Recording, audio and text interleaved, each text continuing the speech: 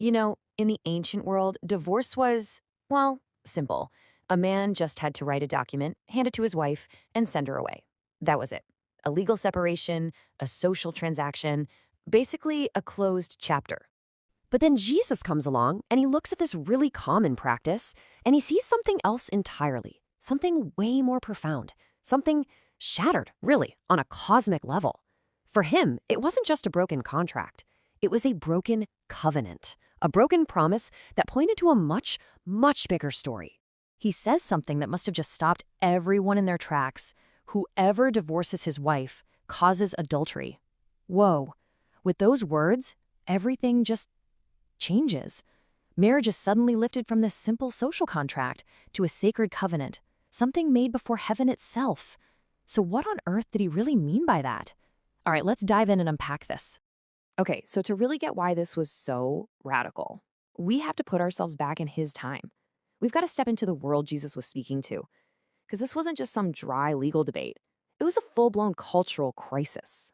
See, back in first century Judea, arguments about divorce were everywhere. Some religious teachers said, okay, you can only divorce for a really serious betrayal. But others, they argued a man could divorce his wife for pretty much any displeasure. I mean, even for burning a meal. Can you imagine? Marriage had become this fragile, disposable, almost negotiable thing. And right into the middle of that culture, Jesus speaks with this just stunning clarity. And listen, he wasn't just trying to add another heavy rule to trap people. Not at all. He was trying to restore God's original, beautiful vision for it all. He was drawing this sharp line between human law, which saw marriage as just a transaction, and God's design, which sees it as a sacred, living symbol of something so much bigger.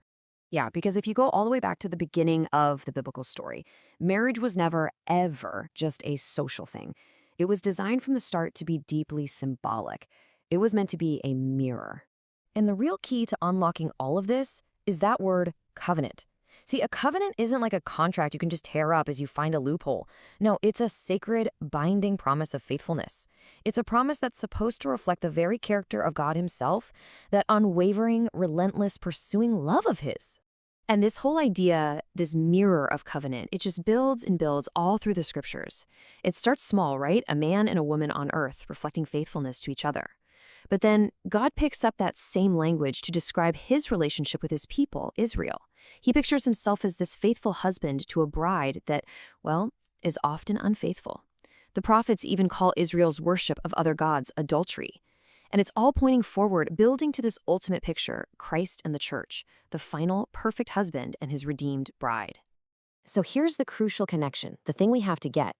When Jesus is talking about divorce, he's doing more than just protecting human marriage. He's actually defending the holiness of covenant itself. He's saying that every broken marriage here on earth is a painful, visible reflection of a much deeper, invisible fracture, humanity's unfaithfulness to God. And right here, this is where the teaching gets both heavier and at the same time, infinitely more hopeful. Because Jesus doesn't just diagnose the problem and leave us there, he actually presents himself as the solution. So Jesus doesn't lower this impossibly high standard of marriage. No way. In fact, he raises it to its true intended height. Faithfulness not just in what you do, but what's in your heart. A commitment that's not just legal, but spiritual. And you have to ask, why would he do that? Well, it's because he came to be the one perfect, totally faithful bridegroom. I mean, if you zoom out and look at the grand story of the Bible, you see this pattern, don't you? Human history is, in so many ways, this tragic story of a bride walking away from her promises, walking away from the covenant. But, and this is so important, the other side of that story is even more powerful. Because again and again and again, in the face of our betrayal, God pursues. He just refuses to give up on his people. And then in Christ, all of that pursuing, covenant love, it takes on human form. This is really the heart of everything we're talking about. He doesn't discard his unfaithful bride, he dies for her. I mean, that is the ultimate expression of faithfulness. And it's such a stark, beautiful contrast to the disposable idea of marriage in his time, and let's be honest, in ours too. And this incredible faithfulness from God, it points us forward to the very end of the story. The Bible actually describes the future, the restored new creation, as a great wedding feast. It's a time when that perfect union between Christ and his people is finally complete, and covenant will never, ever be fractured again. Okay, so what does all this mean for you and me right now? Living in a world that's, well, it's full of broken vows and wounded hearts. How do we take this really profound teaching and apply it to our lives? Well, I think it boils down to three key truths for us today. First, it's clear. Marriage matters deeply to God. It's a sacred promise. Second, this teaching really confronts our own tendency, all of our tendency, to treat big promises lightly. And third, and this is the most important part, it reveals this deep, unshakable hope. Now, for anyone who's been wounded by divorce, I want to be really clear. This teaching is not meant to be a word of condemnation. It's a revelation. It shows us the breathtaking height of God's design, for sure, but it also shows us the incredible depth of his mercy. The standard is holy, yes, but grace is always, always available. And if you're married, this becomes a powerful calling. And it's not a call to be perfect, no one is. It's a call to reflect that covenant faithfulness. You know, the kind of love that forgives when it's really hard, that endures through the tough times, and that simply chooses to remain. Because when a marriage even begins to embody that kind of love, it becomes something incredibly powerful.